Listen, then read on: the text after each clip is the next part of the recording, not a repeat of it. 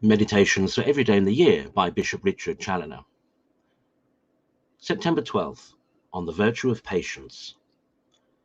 Consider first that patience is a virtue by which we bear up with courage and constancy under a variety of evils to which we are continually exposed in this mortal life, such as afflictions, exterior or interior, sicknesses, pains of body or mind, losses, disappointments, want, affronts, injuries, and their crosses of diverse kinds, which more or less are incident to men in every station of life and in every part of life, from the king to the beggar, and from our childhood to our decrepit age.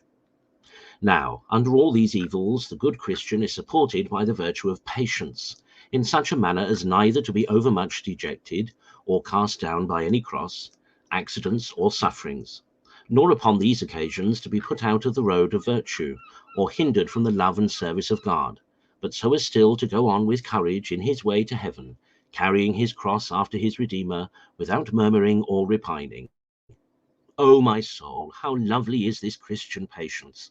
It has even the admirable property of turning all the evils of life into so many great and solid goods, by making them all serviceable to eternity, and in the meantime it makes them both light and easy, and sweetens all that is bitter in them, by seasoning them with the consideration of the holy will of God.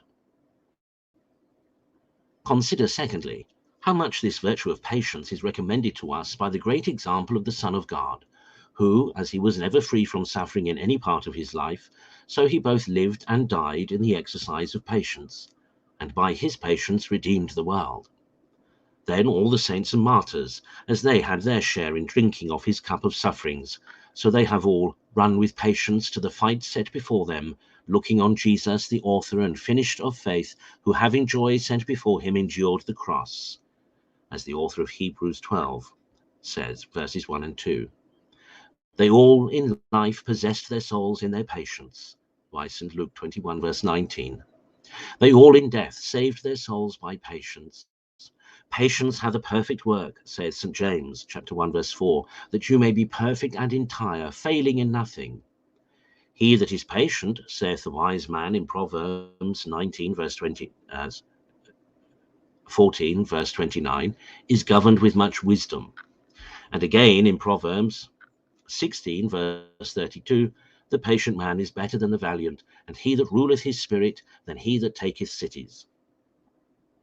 Patience, then, is the virtue of the martyrs and of all the saints. Patience made them martyrs and saints. Patience made them truly wise. Patience gave them the victory over all their enemies. In their patience they brought forth much fruit.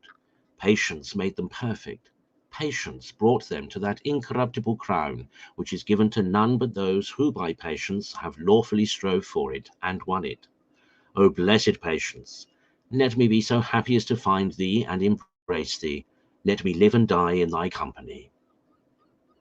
Consider, thirdly, the absolute necessity of patience in order to our serving God here and saving our souls hereafter.